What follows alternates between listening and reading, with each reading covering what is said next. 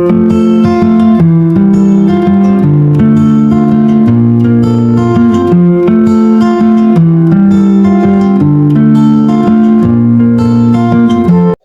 day mga kabady! Yan, pasado alas 11 na po. At ngayon pa lang tayo makakapagpakain. Gawa ng kanina umaga ay umuulan na naman mga kabady. Hanggang ngayon maulap. Pero at least ngayon ay medyo pasilip-silip si haring araw. So sasamantalayan natin yung pagkakataon. Sila po ay ka 11 days na mga kabady. Yan, so start na tayo magpakain. Samahan nyo ako. Start na.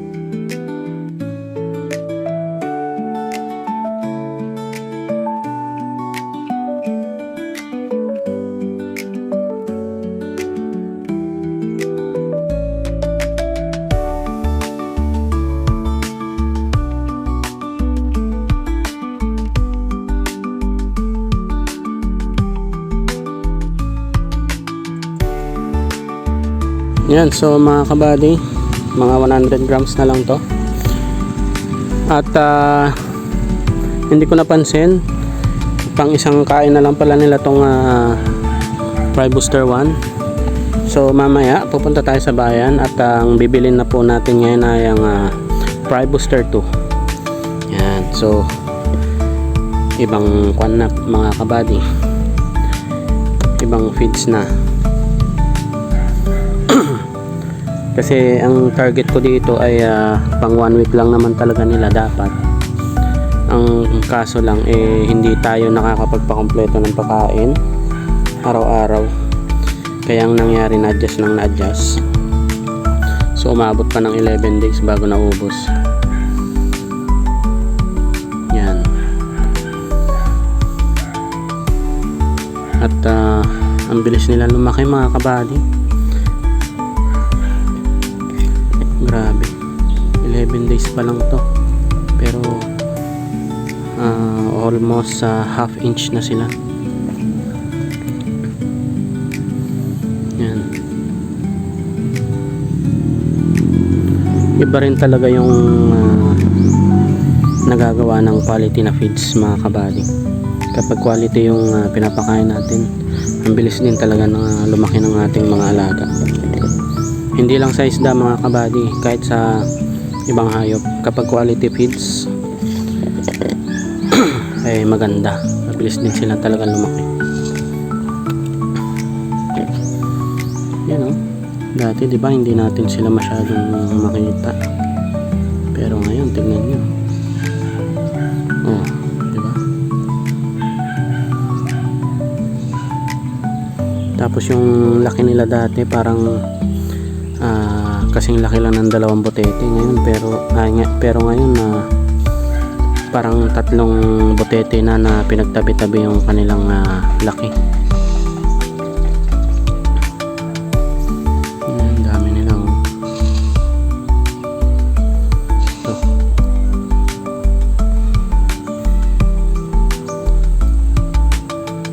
Tapos yung iba nandun, nasanay kasi yung iba doon.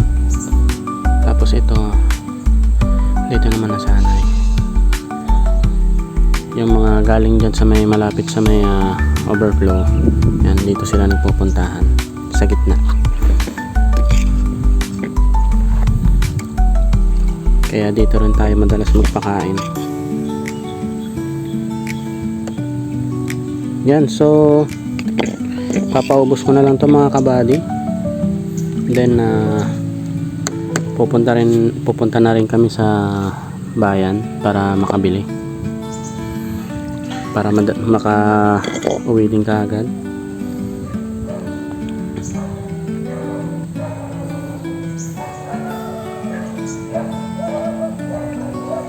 Dami pa rin butete doon mga kabady, oh. Nagkukumpulan sila.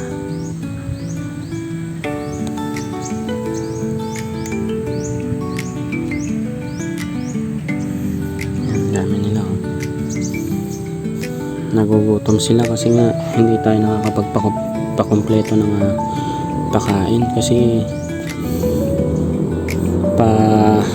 pasulpot-sulpot lang yung araw, tapos mamaya uulan na naman, kaya hindi tayo nakakakumpleto ng madalas. Ayun yung no? Red tilapia mga kabady, sobrang makulay na siya, pero yung iba hindi ganun kakulay, meron lang silang paunti-unting pula sa katawan, pero ito talaga, oh, kulay pula talaga siya. Ayan, oh.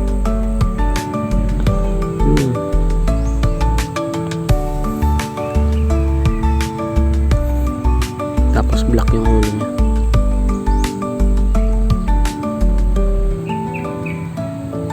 Yan, so tapos na tayo magpakain mga kabady. Mamaya na lang ulit update ko kayo kung hindi uulan, makakapagpakain ulit tayo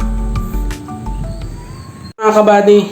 Yan, so pasado 2:00 na, medyo late na tayo magpakain, gawa ng nung pumunta kami sa bayan, ang tagal sa grocery.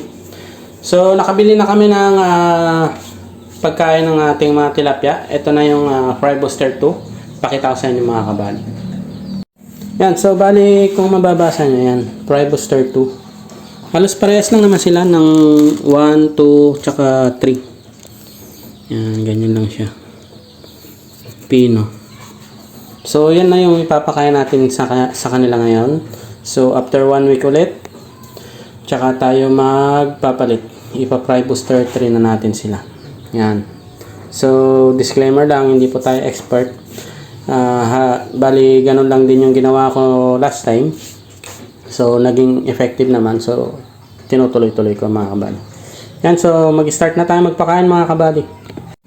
Start na.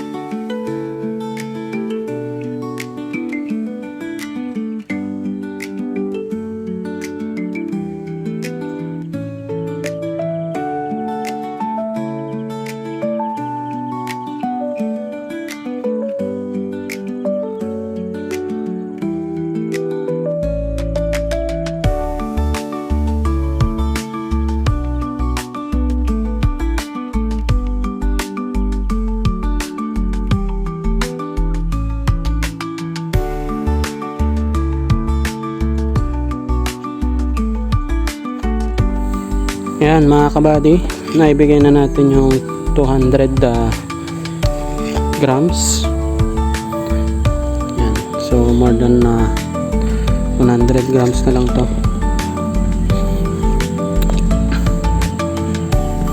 At kung mapapansin nyo, yan, umaraw din mga kabady, pero sa mga ibang part ay makulimlim pa rin.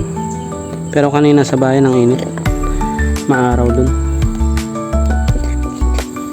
Sana bukas magtuloy-tuloy na yan. Nang sa ganun ay magamit natin yung solar, kasi iti-testing natin. Yan mga kabady.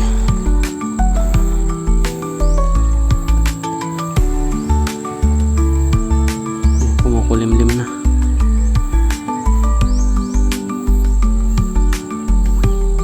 Ang bilis lang talaga nila lumaki mga kabady, oh.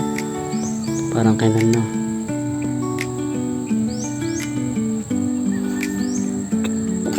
Yan, so bali pangalawang kain pa lang nila to. At siguro bukas ko na lang sila kukumpletuhin sa pagpakain.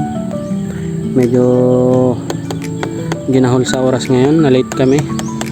Masyadong matagal sa grocery, kaya yan. Imbis na makakatatlong kain sila ay bali dalawa lang.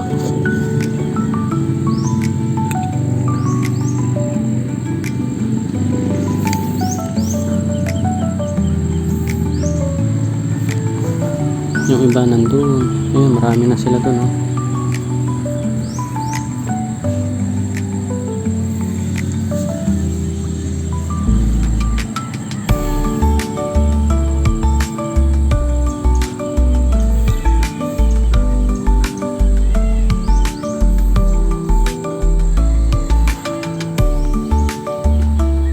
Yan, so tapos na tayo magpakain mga kabady.